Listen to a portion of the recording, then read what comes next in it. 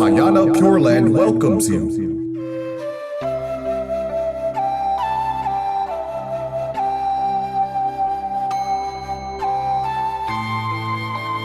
What kind of Buddha is Amitabha? By Master慧净. Part 4. Why is the Pure Land Method the easy path, enabling us to transcend horizontally?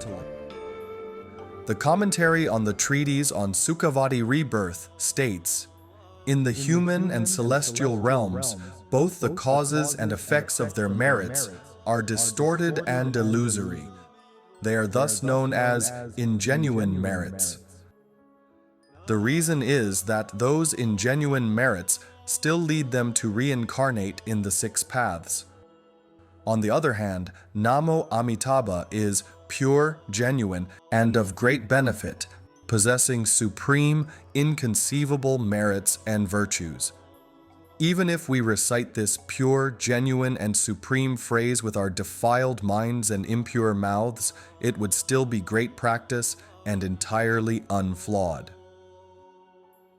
The easy path versus the difficult path. The Pure Land School is called the easy path. The reasons for it being easy are as follows. 1.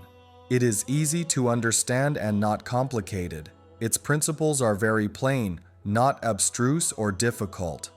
Upon hearing them, we comprehend immediately. 2. It is simple. By merely reciting Namo Amitabha, we have gotten perfect merits and virtues required for rebirth. We have completed the provisions for rebirth. We are 100% assured of the Sukhavati rebirth. We do not need the merit from reciting many sutras, undertaking mountain pilgrimages and penitence rites, or the merits from an intensive study of the scriptures and upholding numerous dharanis to attain the rebirth. From now until the end of our lives, reciting Namo Amitabha alone is enough. 3. It is easy to practice. We can recite Amitabha whether we are walking, standing, sitting, or lying down, whether we are young or old, smart or dull, have studied the scriptures thoroughly or not. All of us can do it. Thus, it is easy to practice. If you can do it, they can do it, but a small number of beings cannot. It could not be called the easy path. It is the easy path only if everyone can practice it and gain Sukhavati rebirth. Be they young or old, wise or foolish, capable or incapable of cultivation, learned or not, good or evil. To gain Buddhahood by practicing in other schools is known as the difficult path. The degree of the difficulty is extreme, but if we wish to attain Sukhavati rebirth, it is as easy as turning our palms over.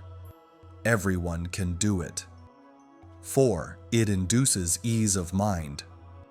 Practicing the Pure Land Method, we can be relaxed and at ease. It is not arduous at all. In this respect, it is completely different from the difficult path, which relies on self-power. Therefore, Bodhisattva Nagarjuna classified all Dharma methods into 2 groups, one being the difficult path and the other the easy path. The easy path refers to the salvation in Amitabha's 18th vow. All other schools and their practices are regarded as the difficult path. To help us understand the difference between the 2 paths, Bodhisattva Nagarjuna drew an analogy. The difficult path, he said, was like walking, and the easy path was like sailing. Walking was strenuous, he added, while sailing was relaxing and enjoyable. In ancient times, transportation consisted of boats and carts drawn by oxen or horses. It wasn't like today, when we have planes, trains, and buses. If we needed to go on foot to a faraway place, those who were old or unhealthy wouldn't be able to get there. Even if we were healthy or happened to be a world champion runner, we still might not make it. Why? Because we must climb mountains and cross rivers. We might also encounter bandits. We could be tested by hunger, cold, and fatigue, we might collapse a fraction of the way into our journey. That is like relying on our own abilities to practice, hoping to transcend the cycle of birth and death in the 6 paths of the 3 realms and to attain Buddhahood. It is very difficult. But if we depend on the deliverance of Amitabha, the journey would be comfortable and reassuring. Thus, the easy path is a teaching and practice that is simple and joyful. Why is Amitabha recitation the easy path? It is entirely because of the blessings from the great power generated by Amitabha's fundamental vow. We must know the vow Amitabha made is that so long as all beings wish to attain Sukhavati rebirth and recite his name exclusively, Amitabha will definitely enable them to attain the rebirth without fail. That's why Amitabha took countless eons to accrue the merits and virtues required for our Sukhavati rebirth, our rapid attainment of Buddhahood, and our karmic debts from our past lifetimes to be repaid. Only when all these merits were accomplished did he become the Buddha who shepherds all beings who recite Namo Amitabha. So Namo Amitabha naturally contains all the myriad practices, good deeds, and virtues that Amitabha achieved over countless eons. In other words, Namo Amitabha also thoroughly comprises the merits and virtues of infinite Dharanis. Thus, it is known as the great name of myriad virtues. The word myriad in the name of myriad virtues is not a specific number. It connotes complete, perfect, and transcendent, referring to the merits and virtues needed for the rebirth. Therefore, the name Amitabha, perfectly crystallizing the complete virtues and merits, enables all beings to transcend from their 6-path samsara. Once we arrive in the world of ultimate bliss, we would rise above to be a high-rank bodhisattva and to achieve Buddhahood quickly. It is because Amitabha has realized his core, fundamental vow, so the merits and virtues necessary for our Sukhavati rebirth have thus been completed. Taking Amitabha's achievement to become the essence of our practice. What did Amitabha's achievement in his Buddhahood accomplish? It has accomplished the assurance of our Sukhavati rebirth. Had Amitabha not become a Buddha, we would have no provisions in terms of merits and virtues for our Sukhavati rebirth. But now, as he has fulfilled his vows, we are blessed to have his name to recite. By reciting his name, Amitabha, we would at once possess the qualifications required for rebirth. At this point, do we understand what kind of Buddha Amitabha is? He is a Buddha whose fundamental vow has been accomplished. Having fulfilled his vow, he then dedicates and bestows to us all the merits and virtues he attained. So the reason Amitabha became a Buddha is to enable us to become Buddhas by attaining Sukhavati rebirth. All his accrual merits and virtues become ours. There is a saying, Amitabha's achievement in enlightenment has become the essence of our practice in our causal ground. It is like an ocean. The cause in our practice merges all Amitabha's achievements, while Amitabha's achievement permeates all origins of our practice in our causal ground. This means that Amitabha has turned the merits and virtues he gained in his achievement ground into the merits we mortals need for our Sukhavati rebirth and our Buddhahood. In other words, Amitabha's achievement in Anuttara Samyak Sambodhi is the credential and cause of our Sukhavati rebirth. And the cause and credential of our Sukhavati rebirth is Amitabha's attainment of Anuttara Samyak Sambodhi. So Amitabha's attainment of Buddhahood is our Sukhavati rebirth, and our Sukhavati rebirth is Amitabha's attainment of Buddhahood. With this logic, it is easy for us to fathom why Amitabha would not become a Buddha if he could not let us attain Sukhavati rebirth.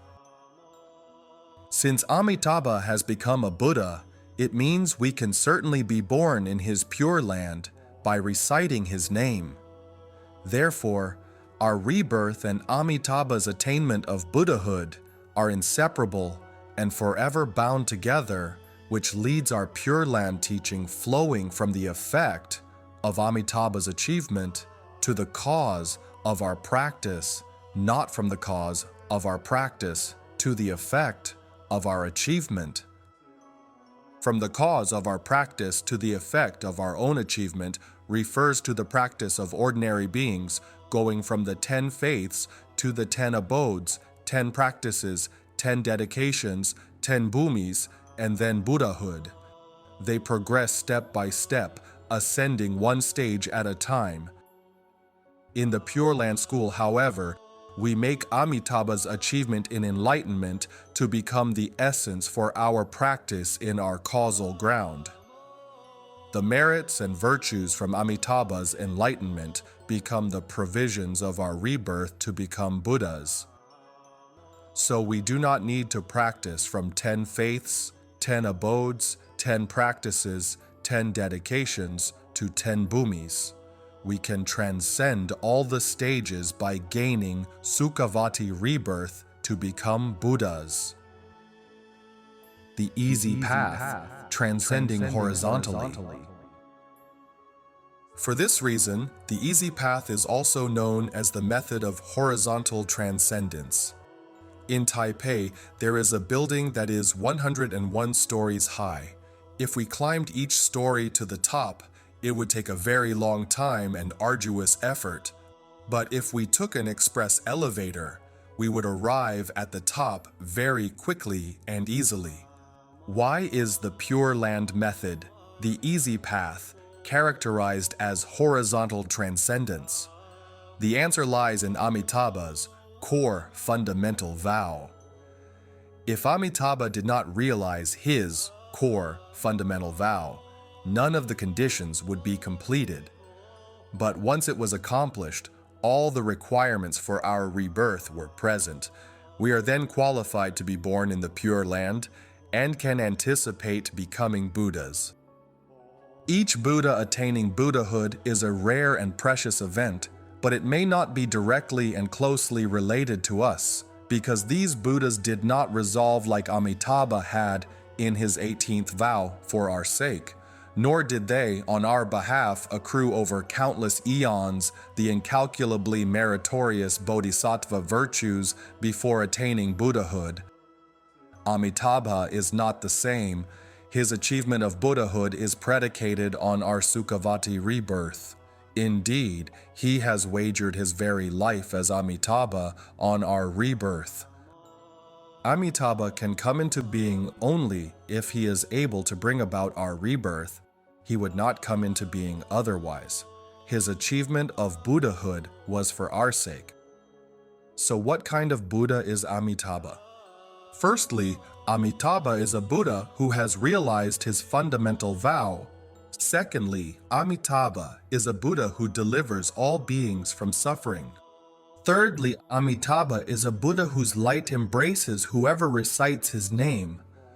Fourthly, Amitabha is a Buddha who comes to ferry reciters to Sukhavati at the end of their lives. In the recitation of his name, all burdens fall away. Let us pause together in stillness, feeling the gentle embrace of Amitabha's infinite compassion. May the reflections we share in the comments awaken the Bodhi mind in each and every heart. Please stay tuned. Namo